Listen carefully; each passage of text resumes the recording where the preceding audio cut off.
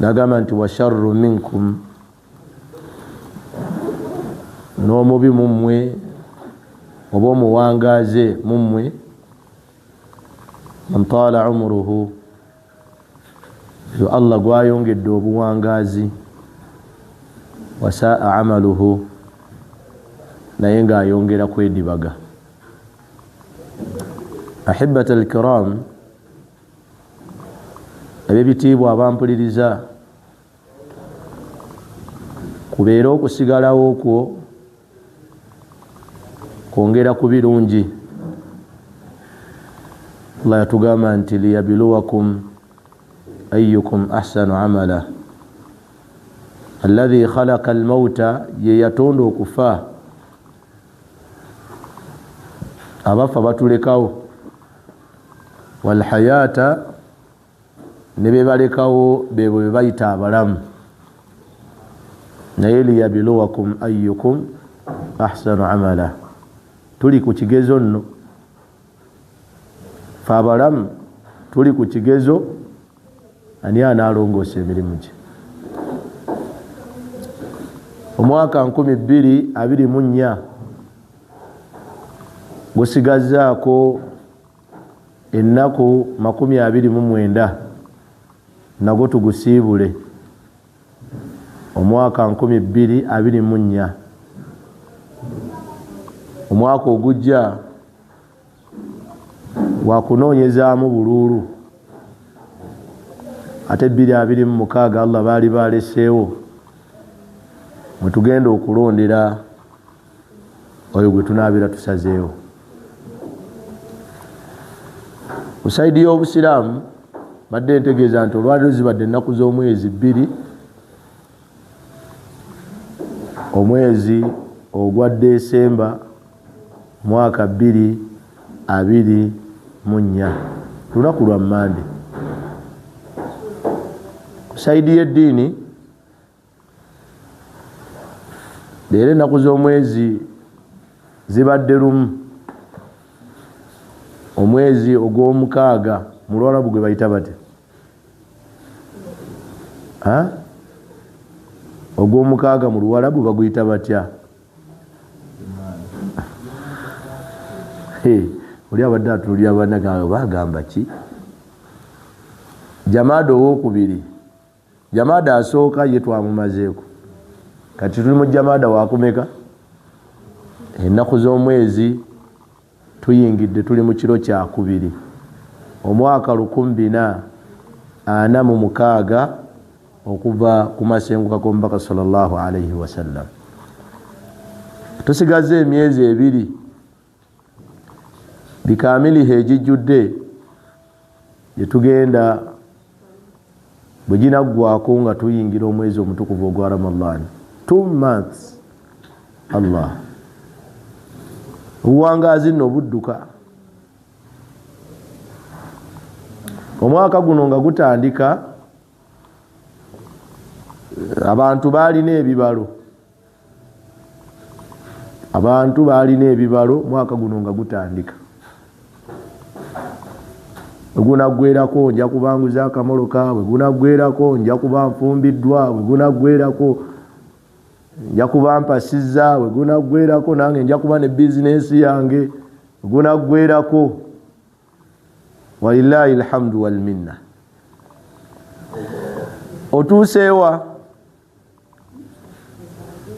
Otuuseewa ku programs zo, bitambudde nga wabibala oba waliwo webiwagamidde? Nabo Buluganda abakkiriza, embeera eno gye njogerako egwa min mashiatillah, mu kwagala kw'Oweekitiibwa Allah subhanahu wa ta'ala. Ffe nga ffe abatonde tubaako ne bye twagala, saate ne Allah abeerako ne byakola atya? Abeerako ne byayagala. Wama tashauna illa an yasha Allahu rabbul alamin. Ekyo yakitukakasa, titoyinza kwagala gwe ni Allah subhanahu wa ta'ala yakutonda naye n'ayagala okujjako ye rabbul alamin omulezi w'ebitonde byayagala bye biyitamu. Eyo aya mu Qur'ani mu hadithu mpaka natugamba nti abdi yurid wa ana uridu hadith al-Qudus, omuddu ayagala nange nenjagala, wama yakunu illa ma urid, tebisoboka kubeera okujjako nga mwana wattu ye Allah byayagala bye biyitamu. Bimashiatihi, n'okwagala kwe Allah subhanahu wa ta'ala, n'okusalawo kwe Allah tabaraka wa ta'ala, n'okusalawo kwe yensonga lwaki omuntu bw'ayagala iradatillah wa iradatul ibad wa iradatul ibad, okwagala kwa Allah n'okwagala kw'ebitonde, okw'ebitonde wekusinkana n'okwa Allah, yensonga lwaki osanga fulani nga bakugamba nti ali successful mu byakola. Oba ntegerekeka? Okwagala kwa Allah bwe kusiŋŋaana n'okwagala kwaffe, nga bwe nkugambye nti omwaka gwagenda okutandika nga mwana wattu tulina bye twagala bye tuyita ebibalo. Omwaka guno waliwo abakikubye, omwaka guno waliwo abakikubye nga bo alhamdulillah gubatambulidde bulungi. Mulimu abagaggawaliddemu, mulimu abawasirizzaamu, mulimu abafumbiriddwamu, mulimu n'abagraduatinze n'abafunye emirimu. Saatera omwaka gwe gumu mulimu abagudde, bibalo babibala nga bwe babibala, naye alizaati zagenda okudda nga tebitambudde nga bwe bakola batya. Ku mirimu babagobye, yevuma mwaka guno. Saate bwe gwali gutandika guli ogwaggwa yaguvuma, aga tukulika ekyaka ekyo kyo tukiwonye, kume muguno mwagenda okuluzinga emirimu omulimu gwabadde akola. Abalala amagulu bagatemyeko, ge batatemyeko batadde mu byuma. Muganda wange ampuliriza, mu mbeera efaanaganako bweti nga buli omu alabanga failure kyeki mu Luganda, alabanga asembye mu byakola n'okwekaanya abamutwala nti be bamuviiriddeko embeera yo kubeera tebitambudde bulungi, so nga ate nsoose kulaga nti okwagalako kuyinza okuba nga tekwakwataganye na kwagala kwa wakitiibwa Allah.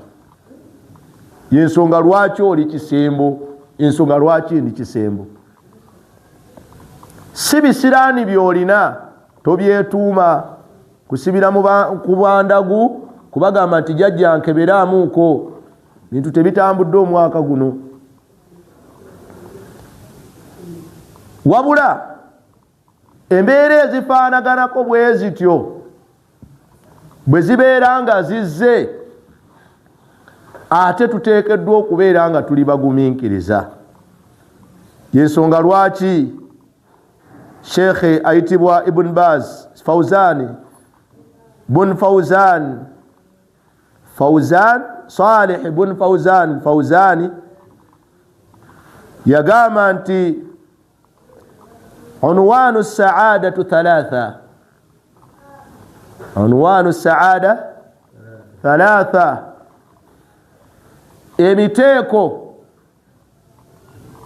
gy'omuntu okubeera successful, gy'okubeera obulungi mu bulamu buno obw'ensi n'obw'enkomerero, giri emiteeko esatu oba giri emitendero esatu.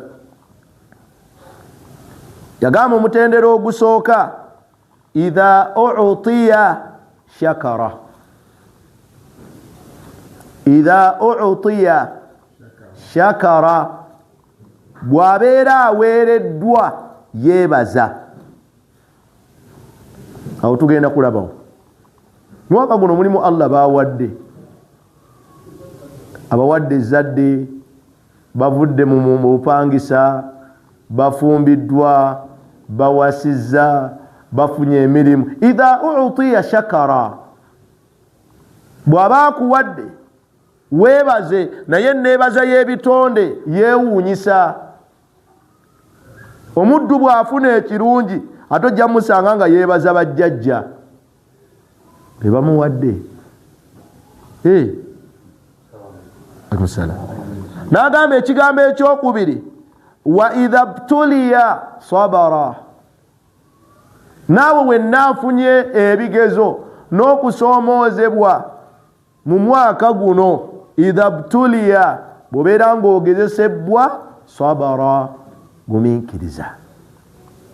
Qul lan yusibana illa ma kataba Allahu lana wama asabakum min musiba fabima kasabat aydikum wa ya'fu an kathir. Yagamba ekyokusatu, wa idha adhinaba istaghfara. Wa idha adhinaba, bw'abeera nga ayina ezzambi lyaguddemu lyakoze, istaghfara, atwala omutawaana okusaba Allah amusonyiwe. Mulimu abangi mu mwaka guno gugenda kubaleka nga balina ebyonoono bye bakoze bainahu wa rabbahum, wakati waabwe n'omulezi waabwe. Naye maadha yajibu alaihim, kiki ekibakakatako gye bali okubeera nga bakola at-tawba wal istighfar, okwenenya n'okusaba Allah akola atya, Allah subhanahu wa ta'ala abenenga abasonyiwa.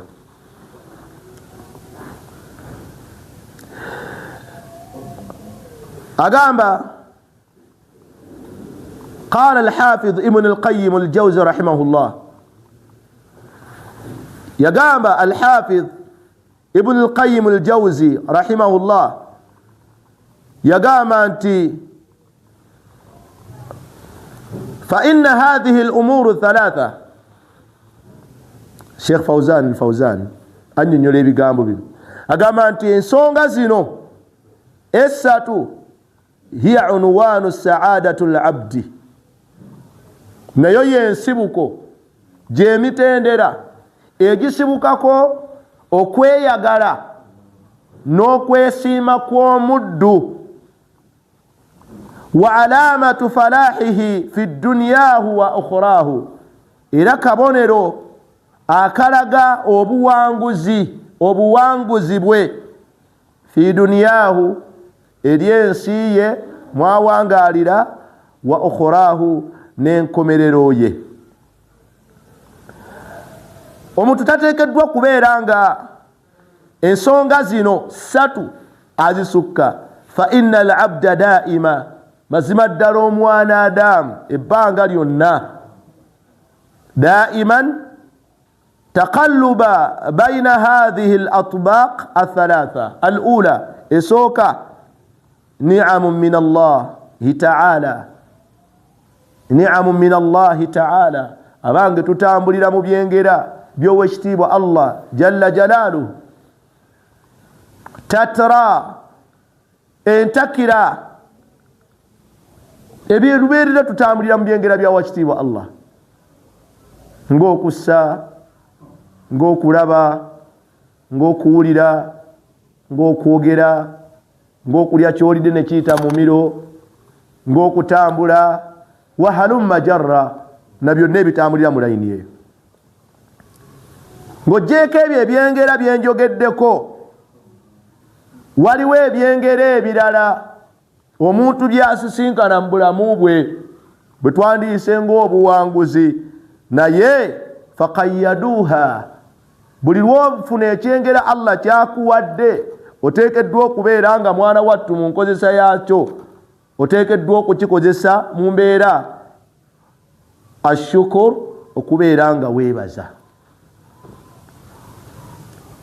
weebaze eki oli ayinza okugamba neebaze eki ng'obwavu bunnuma weebaze Allah gwe nno obwavu bukuluma naye toli mulwadde weebaze Allah obwavu bukuluma naye toli muki gendako mu hospital mu malwaliro ojja kusanga nga waliyo abalwadde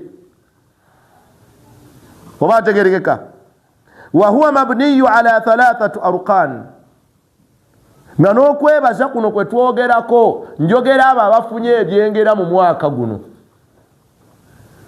kitukakatako okwebaza ebyengera Allah byatutuusizzaako ofuniddemu akayumba ofuniddemu akamoloka owasirizzaamu ofumbiriddwamu ofuniddemu ezzadde ery'omwana kubanga ebyo byonna woobitunuulira unansun yahrisuuna alayhim abantu tululunkana kubeera nga tubifuna abantu baagala bafuneko kamoloka batambuleko nga batudde abantu baagala okuva mu bupangisa kubanga renti owakalekereke tebamusobola abantu baagala babuuseeko ku baana yagala azaale ku mwana oba ntegereka bulungi wahalumma jarra n'ebirala kati okwebaza wahuwa mabniyu ala 3 arkan nako nga kuzimbibwa ku mpagi 3 esooka i'tiraafu biha batina omuntu okwemanya eko ekyengera kino Allah kyamuwadde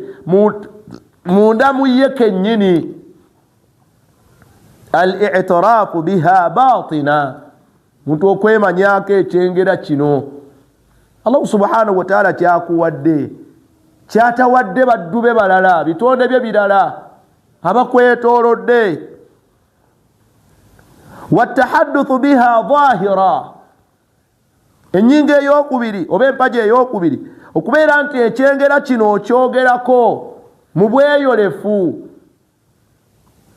okyogerako mu ngeri egwanidde so si mu mbeera ey'okwewaana wabula Allah akulabeko ekyengera kino kyakuwadde n'agamba nti watasrifiha fi marudati n'okubeera nti okikozesa mu ngeri Allah subhanahu wa ta'ala gyayagala watasrifiha n'okubeera nga okikozesa mu ngeri Allah gyasiima so si kubeera nti mwana wattu okikozesa mu mbeera Allah gyatayagala subhanallah mulimu abaddu nga Allah mwaka guno abagabiriddemu amaka naye naddira amaka ago Allah gamuwadde n'ateekamu omukyalo wa haramu Allah akusaasidde akuwadde ekyengera naye tunuulire enkozesa gy'okikozesezzaamu ate otaddemu omukyala atali muwoowe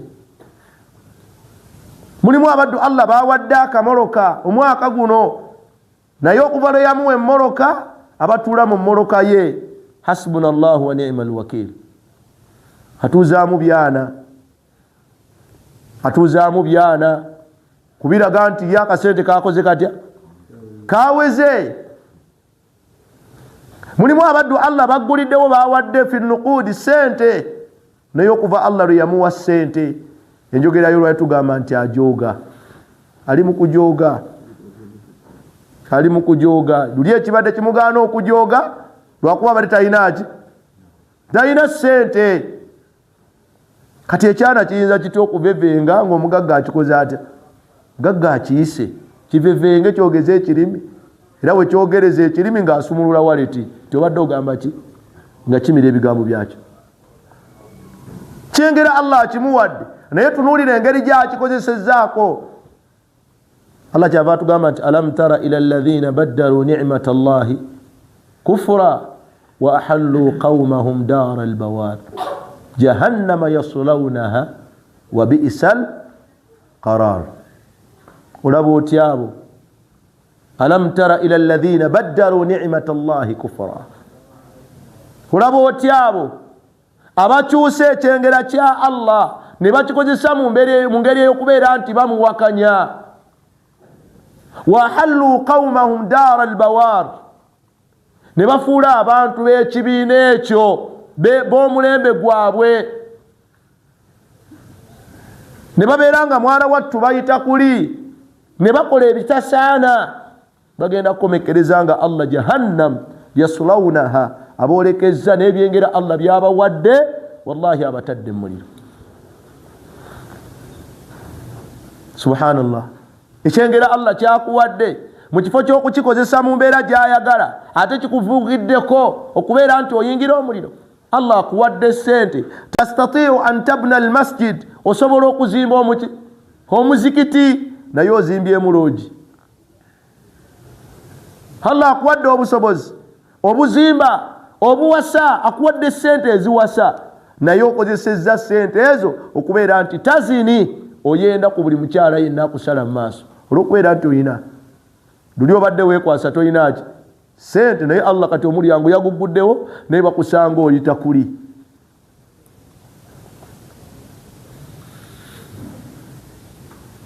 Allah subhanahu wa ta'ala yatugamba nti walaqad khalaqna al-insana fi ahsani taqwim, yatonda omuntu n'amuwunda wallahi mu kifaananyi kisinga okubeera nga kirungi. Kyewuunyisa Allah kasookedde nga atandika kutonda bitonde kubiteeka ku nsi, buli katiba ka muntu kafulumya teri yajja nga afaanana ow'omulembe ogwayita. Kasookedde nga atonda teri yajja nga afaanagana munne. Hatta n'ekyokulabirako nakibawa, tolaba nti muzaalibwa maama omu ne taata omu mwenna ebinkumu byammwe byanjawulo n'endaga butonde za njawulo ebinkumu. Era bw'oteekamu bw'oti ene migration yonna oba gundi yonna bakugjayo ekifaananyi kye ekyoleka nti yeggwe. Muganda butasobola kujjayo kinkumu kye ne bajjayo kifaananyi ekyo. Qad khalaqna al-insana fi ahsan, naye Allah yagamba nti thumma as-sabila thumma radadnahu asfala safilin. Muntu gwe ogenda kukomekerezebwa ng'oteerebbwa mu kifo ekikyasiza okubeera nga kyawansi. N'ebyengera Allah byatuwadde mu mwaka guno tukomekereze nga Allah atuyingizza omuliro gwe. Ijlis wahida, Allah akuwadde ekyengera ky'obulungi, okikozesezza ki? Allah akuwadde ekyengera ky'obulungi, okikozesezza ki? Allah akuwadde ekyengera kya ssente, okikozesezza ki? Kyonna Allah kyakuwadde. Allah akuwadde okubaako knowledge gy'omanya naye okozesezza kubba bantu.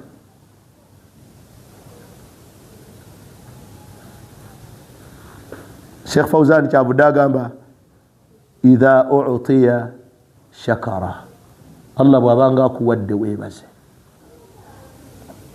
Wetunuulire biki Allah byakuwadde abalala byatabawadde, osinzirira okukubeera nga weebaza Allah. Yatugamba nti la in shakartum, bwe munanneebaza la azidannakum, nja kubongera. Nagamba nti wala in kafartum, bwe munaasalawo okujeema ne mumpakanya, inna adhabi la shadid, bonerezo byange nga byamaanyi biruma bikambwe, tewali yayinza byemoolirako. Idhan abwe abooluganda abakkiriza omwaka guno nga tugulingiriza okubeera nga tugumalako, twala obuvunaanyizibwa okubeera nga bwebaza Allah. Alhamdulillah, mulimu abatandika omwaka guno naye wallahi tebaliiwo.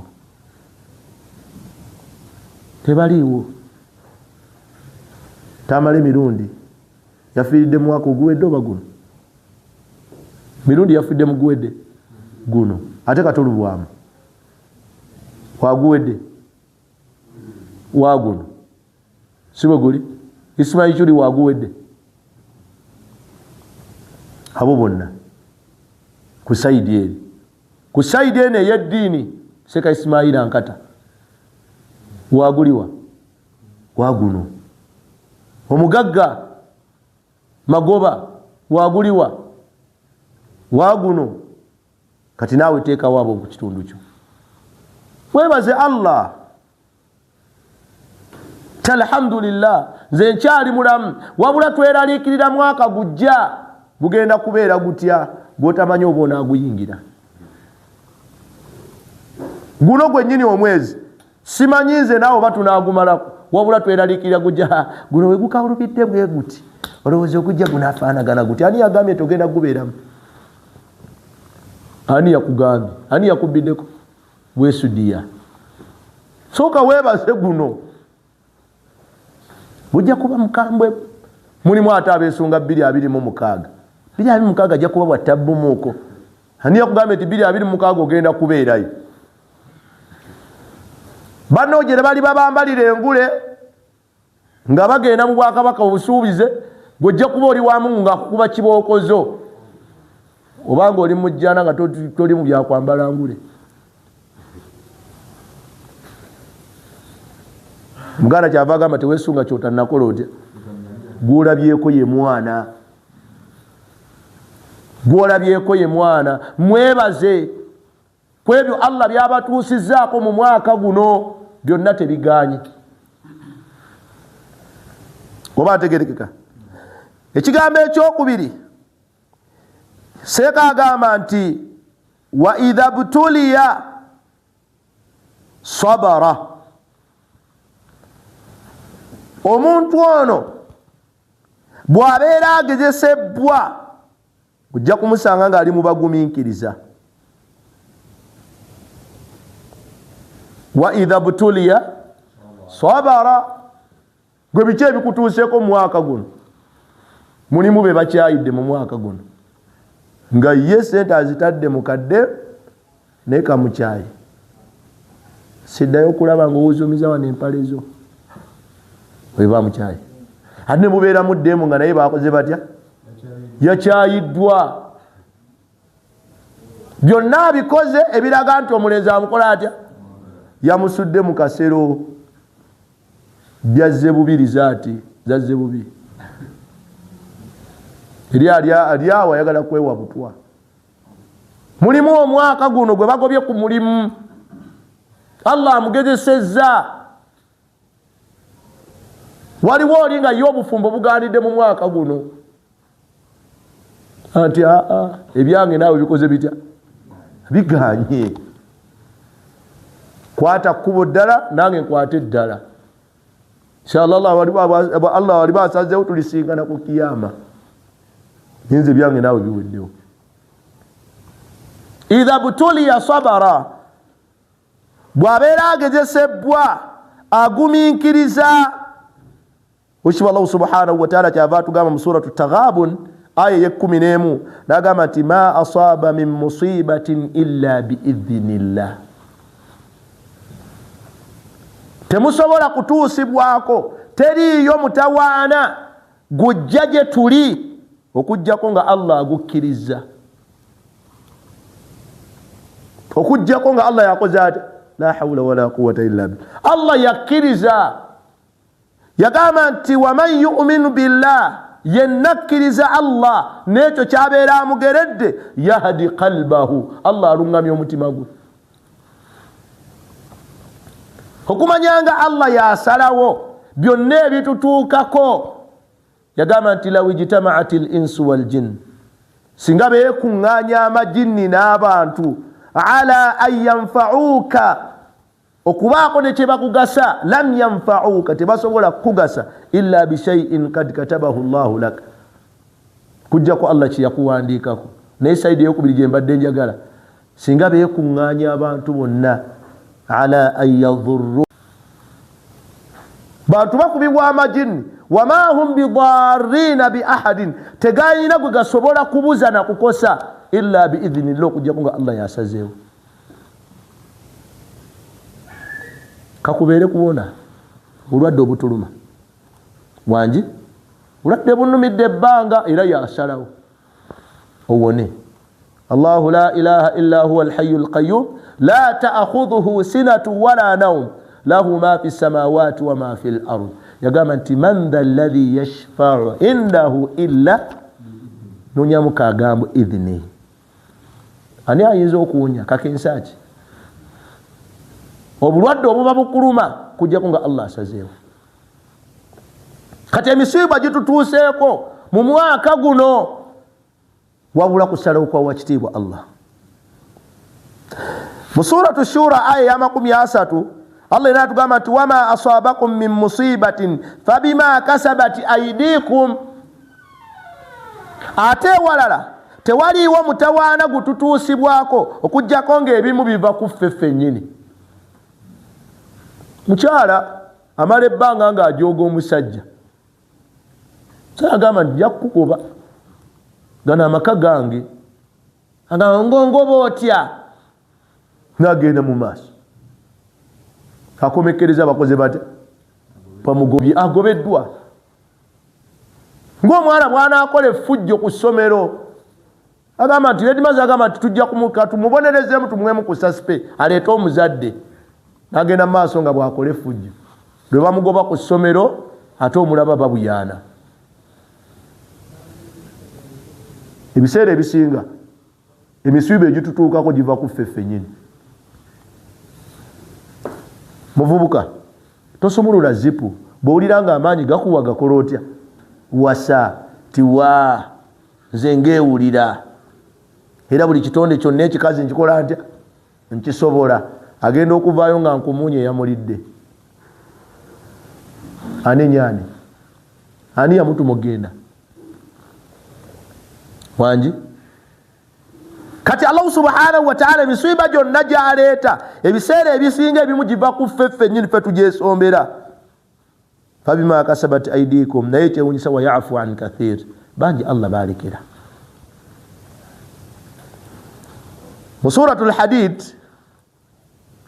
aya eya 22 Allah yagamba nti ma asaba min musibatin fil ardi wala fis sama, teriyo musiiba gwonna mutawaana gwonna gututuusibwako ku nsi kawabeere waggulu nga guva waggulu illa fi kitabin, okujjako nga mu kitabo kyo min qabuli nga tonnaba kutondebwa an nabra'aha, gwalambikibwa nti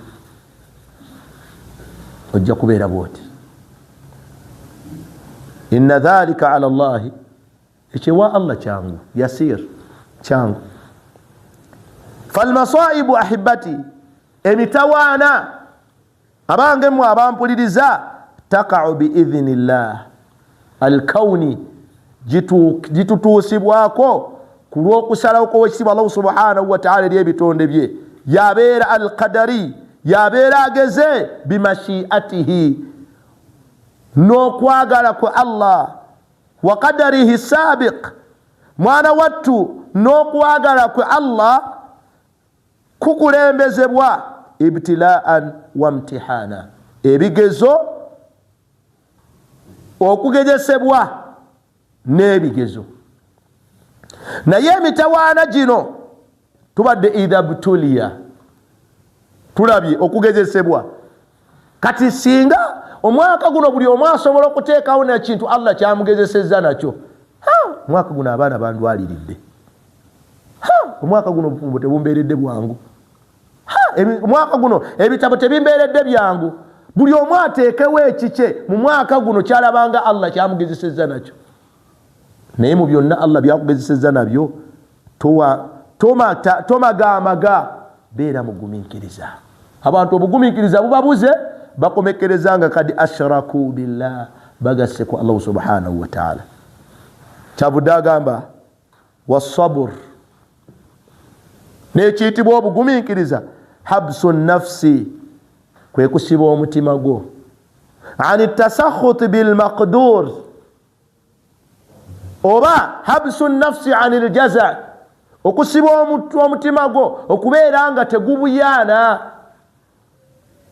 tobeera nga buli kaseera gwe weekoshoninga ebibuuzo g'obyeddamu, gwe kwegamba omutima gwo guli awo guleme kuseerera kwekyo Allah kyaba akugeredde. Saba Allah tuyambe ku bannange omuntu okusiba omutima, ani tasakhuti bil maqdur, okubeera nga mwala wattu taseerera n'ekyo Allah kyamugeredde nakyo. Muyinza obbirabanga ebyangu abantu bagudde ebigezo bya Allah. wa habsu lisani ani shakwa ami shakawa n'okusiba olulimi lw'obuteemulugunya n'okusiba omuti olulimi lwo okubeera nga terwemulugunya. Allahu akbar. N'agamba ekigambo ekyokusatu wa habsu ljawarih ani almasiya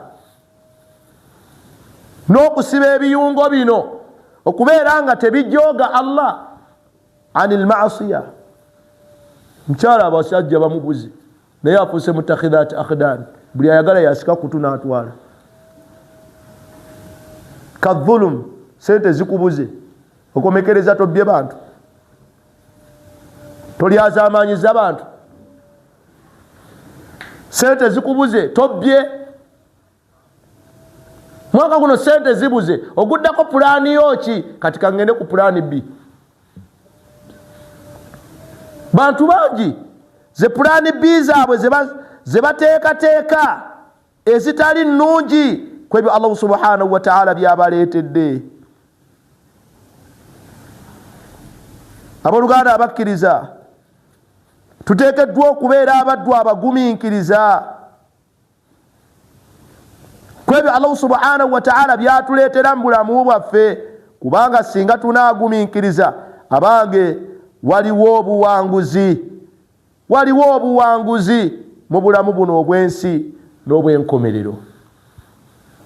Baada al-adhan natimu insha Allah.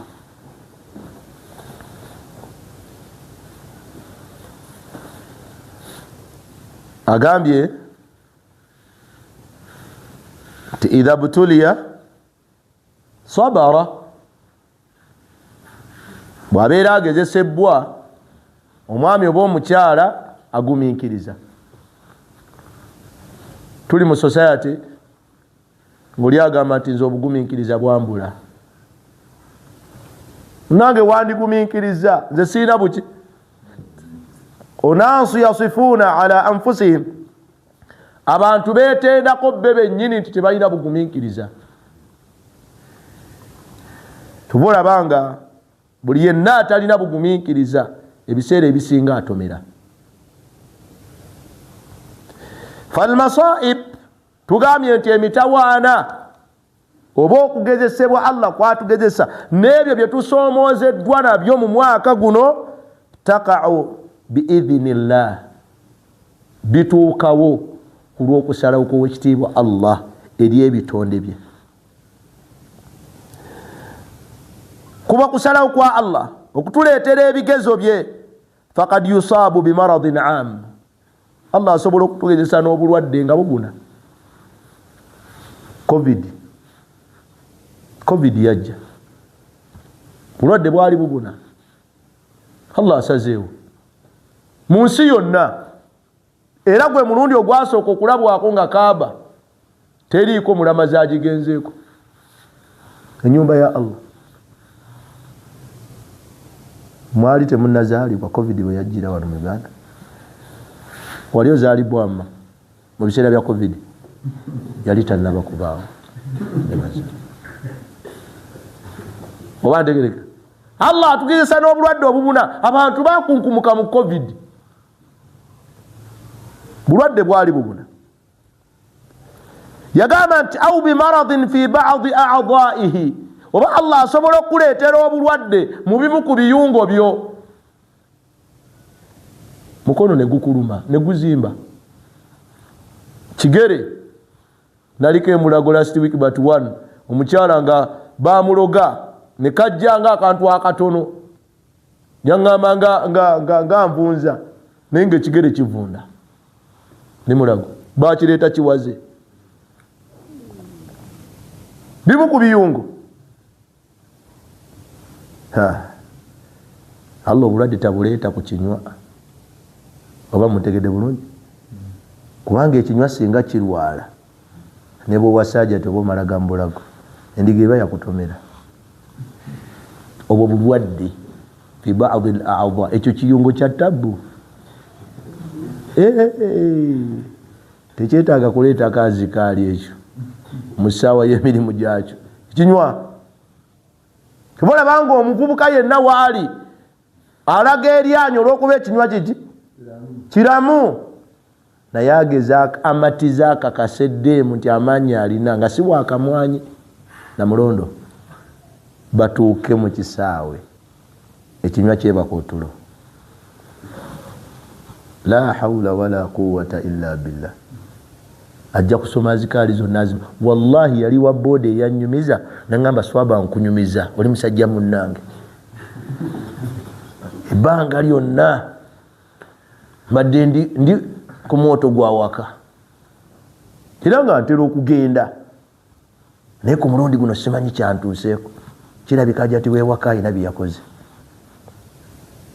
Wa boda yanyumiza naye lwakuba oli munnange abadde amumanyi ekyo ekiyungu tebakyepolerako bajama. Obulwadde busobola okujja ku bimu ku biyungo byaffe ebituli ku mubiri. Sheik agamba nti oba ku bimu ku biyungo byaffe ebituli ku mubiri n'agamba nti kad yusabu bilfaqri oba busobola okubeera nga bulwadde bwa bwavu. Allah asobola okugezesa n'obwavu. Kyamukisa mulungi mu ddalasa eno bonna abalimu bagagga. Barakallahu fikum.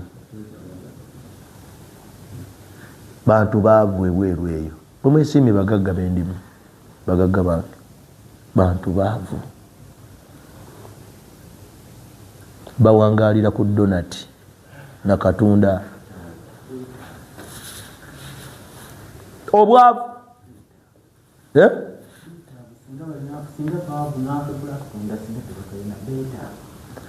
Allah yagamba nti fa amma al-insanu idha mabtalahu rabbuhu fa akramahu wa na'ama fayaqulu rabbi akraman. Ono mwavu aina ezimumala wa amma idha mabtalahu faqadara alayhi rizqa Allah akuwa kikumala fayaqulu rabbi ahanan. Mungu ono simwenkanya. Al-faqr obwavu tuvula banga wali obaze omwaka guno togenda kukikuba naye okyakirimu kibalo kyagenze bubi ama wali obaze eki swaba kusigala mu mbeera gy'olimu byazze bitya byazze bubi. Waliwo yali abaze nti omwaka guno agenda kuba mufumbo naye byazze bubi guggwako tanaba kuwasa. Naye yabadde abadde abaze omwaka guno nti agenda kuba kufumbirwa byazze bubi. Amaama bataata omusajja ambuze tubiraba ebyo gye tuyita ambuze omwaka guno bikoze bite biganye ayingidde ameka. Omulala yagambye ndaba nkula naye yenna neetaata n'ayika mu gaapu zange nja kumwesibako ndaba nkula akonye wano. Kati Mungu akugerera oyike mu gaapu ze at least omufumbirwa nga ali lubuto. Mulimu ali ali ku bulala agamba nti wallahi ne mmala akifunamu obufunyi lubuto bwenti kisula mukazi go kyokka kokka kiba password ebewedde yokunyingiza mukazi. Mu byewuunyisa wensalidde aswiri ku market waliwo omusajja alina omukyala yava mu busiraamu n'alokoka n'agoberera eddiini yaani y'omusajja. Olwaliro omusajja alabye ekitangaala n'asiramuka kati bajja ti agenda mugamba atya.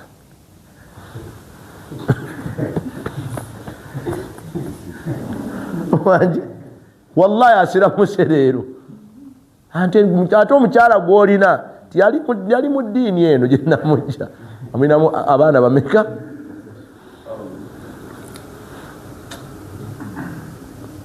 Azunga buzunzi atyo. Kati mulimu Allah subhanahu wa ta'ala baleeteddwa omusiba nga gwabwavu. Mulimu abaavu wadde omwaka guno. Bajama Allah asooke kuyisa mbwavu akugaggawaza oba asooke kugaggawaza akwabuwaza. Kiriwo ekiri yadde yaddeko bugagga bokka. Atotegedde kibuuzo. Kibuuzo kiri nti asooke kujja mbwavu eno wansi akutwale mbugagga oba akustandikize mbugagga akuleete mbwavu? Asoose mbwavu. Kale awulira. Ekyokusatu, kad yusabu bil idha'i min al a'da. Mulimu nga bo wallahi Allah abageredde nga ekigezo kye bafunye kufuna binyiizo eri abalabe baabwe. Binyiizo eri abalabe baabwe.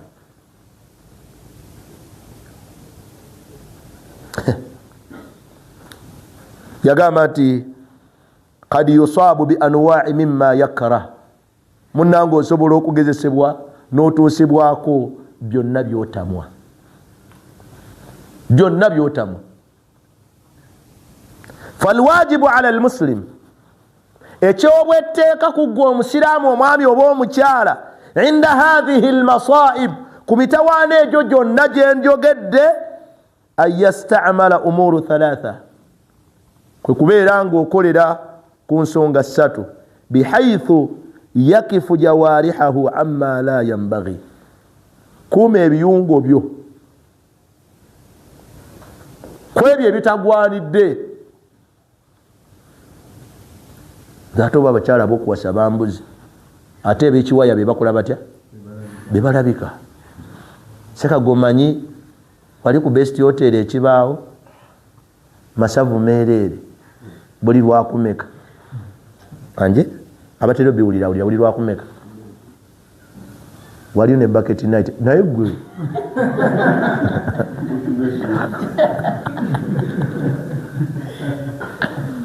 masavu meereere ku best atenga kwocha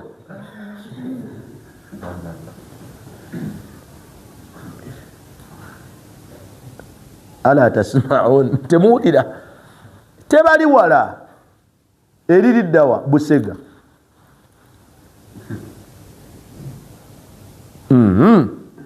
Kati okuuma ebiyungo byo, okubeera nga mwana wattu tebirumba kwebyo gye bitawaanigidde. Wayakifu lisanahu amma la yambaghi, n'okuuma olulimi luno, kuba buli busungu we bukujjulako ofulumya by'otandifulumizza. Ebitagwanidde tebiteekeddwa kuyita ku lulimi lwo. Atalina maanyi tagwa ddalu. Simanyanga atalina maanyi Katonda gwawe ennyama. Ngero bazigerera. Wayakifu qalbahu amma la yambaghi, n'omutima gwo guno okugukomako ku bitagwanidde.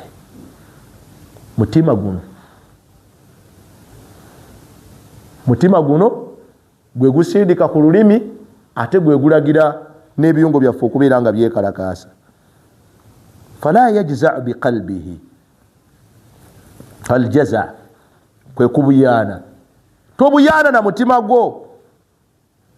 Wala yatakallam bishay'in la yambaghi bilisani, togwanidde kwogera bigambo kuyita ku lulimi lwo ebitagwanidde. Wala yaf'alu bijawarihahu shay'an, ate ebiyungo bino tebibaako kye bifulumya.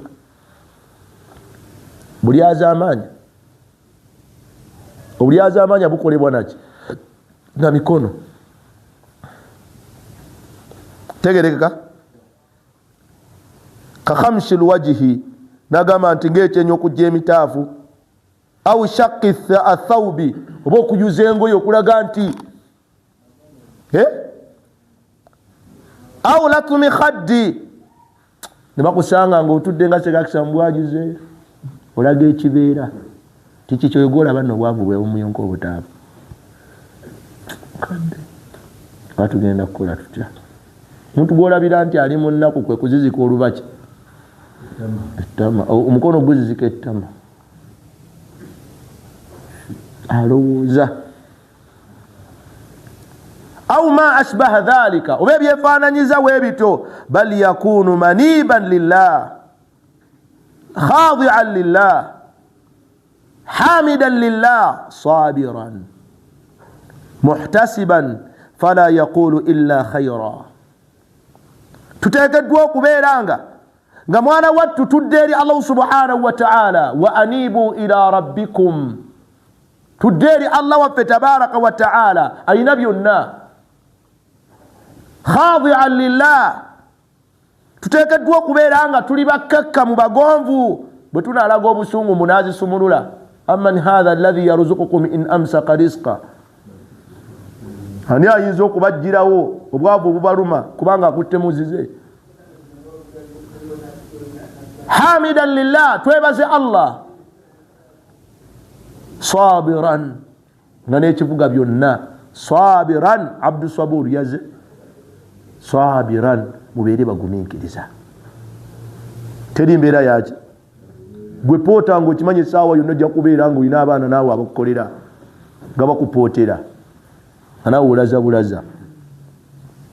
muhtasiban fala yaqulu illa khayra, tuleke kwogera okujjako twogere birungi. wala yatakallamu illa bilkhayr, tuleme kumala gogasamwasamana bigambo, twogere ebigambo ebirungi. Allahu akbar. wala yafalu illa khayra, tobaako nakyokola okujja kukola birungi. wa qalbuhu mutma'inna, ng'omutima gwo mutebenkevu kugwokolera. wa qalbuhu mutma'in, ng'omutima gwo mutebenkevu. sabir, mukakka mugumiikiriza. muhtasibun laysa yajzu'u hakadha yajibu inda almasaib, bwekito bwe kigwana omuddu ng'atuukibbwako emitawaana. Ffe tuliriddawa swala twagivaako dda. Buddu yaŋŋambye olwokutaano ngamba nti seeka sisadde najjuma. Nte najjuma sigisadde, obwavu gwe bususse buyitirivu. Nsaalidde na wana eno ku dduuka lyange, bantu mwakambuwadde, tebaliwo abawulira okwazira ne basigala ku mirimu gyabwe. Allah yatugamba nti idha nudiya lissalati min yaumi aljumuati fas'au, bw'owulira omwazinyi ku lunaku olwokutaano dduka bukubirire. wadharu lbayi, yali agamba bagundi abasuubuzi, kati gwe toli mubasuubuzi wangi. Omwavu ku lunaku lwokutaano ateekeddwa okusaddaaka ebintu 5. Omuki eno aya yakka ku bagagga abasuubuzi. Gw'omwavu kiseera ekisooka osaddaaka ŋŋamiya, ekiseera ekiddako n'osaddaaka ente, ekiseera ekiddako n'osaddaaka embuzi, ekiddako enkoko, mwagala kusaddaaka magi. Ate n'eggi temuli saddaaka, mujja mu kutuba yakubiri.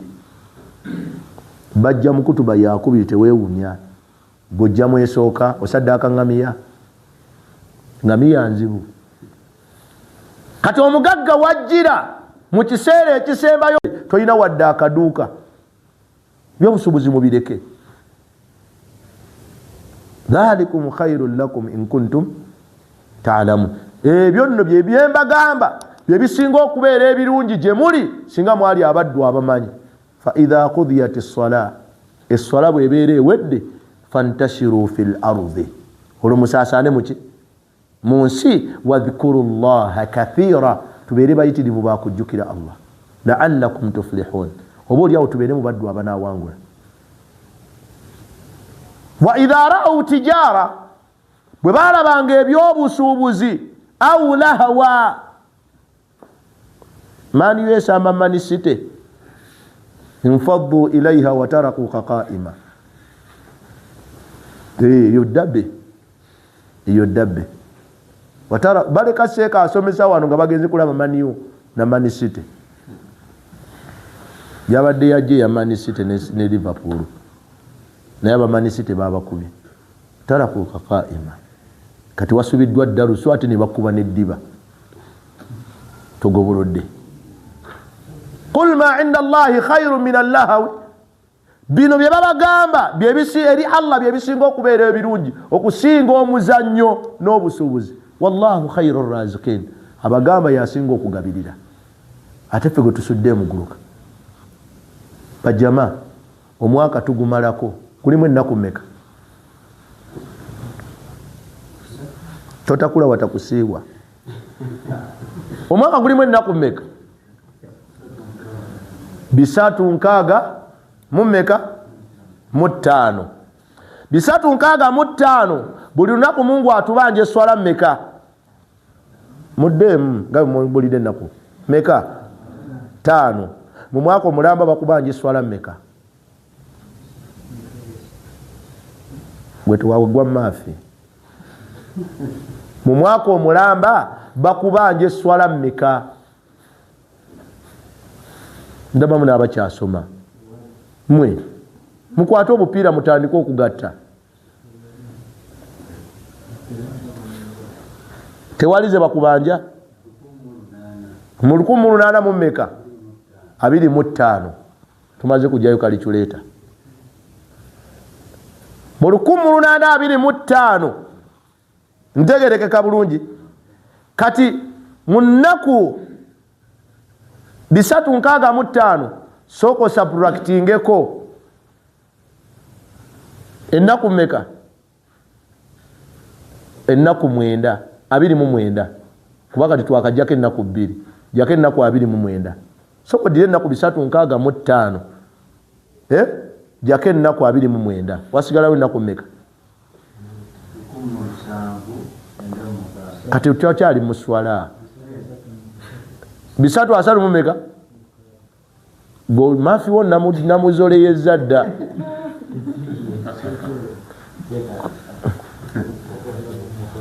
Jako 365 jako ennaku 29. Tetubuzayo ennaku 29 omwaka okugwako.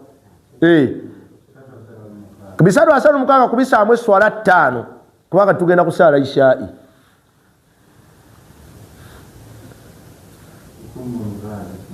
Lukumu lukaga kinana kwa akaunti covered. Azina yonga ziri covered waniko omukono nganze. Nti covered. Lukumu lunana. Abini mu mmeka? Lukumu lukaga kinana. Amanyi nti ziri gutunuza kamera eri abantu babe abali covered. Swala. Kuba Mungu ayinza otutwala ekiro kya leero.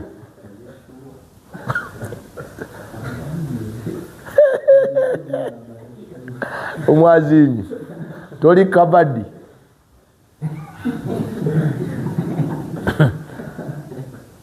Zonzi sadde wabula okukkiriza kwani Allah ye yamanyi. Endala zibabuliddeko wa bajama, endala zitubuliddeko wa. Sigambye nti azeekakasa, ngambye azisadde kuba okukkiriza kwa subhana. Kati omwaka guggwako weeraliikirira bwavu bukulumye, tolina bweraliikirivu bwa swala. Obwavu sente z'otakabanira ozireka ku nsi wangi naye gy'olaga bagenda kubanja swala. Ze mbadde njogerako. Kati nno njogedde za mwaka guno. Olina emyaka emeka? Kati gwe ddira emyaka gyo gy'olina okubiseemu eswala. Bakubanja mmeka? Bakubanja mmeka?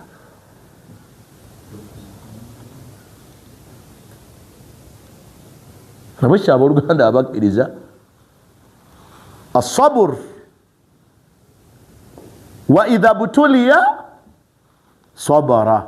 Allah bw'abanga abagezesezza mugumiikirize. Omwaka guno Allah atugezesezza obugumiikiriza weebuli oba tebuliiwo.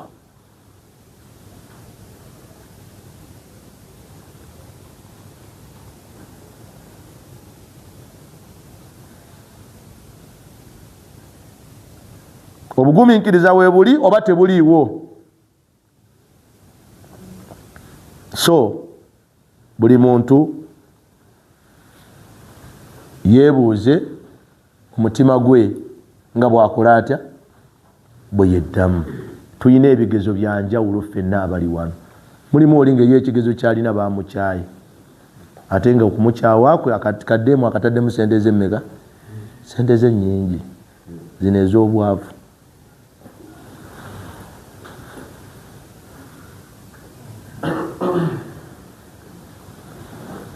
ndowooza newe tukoma wano si bwe guli.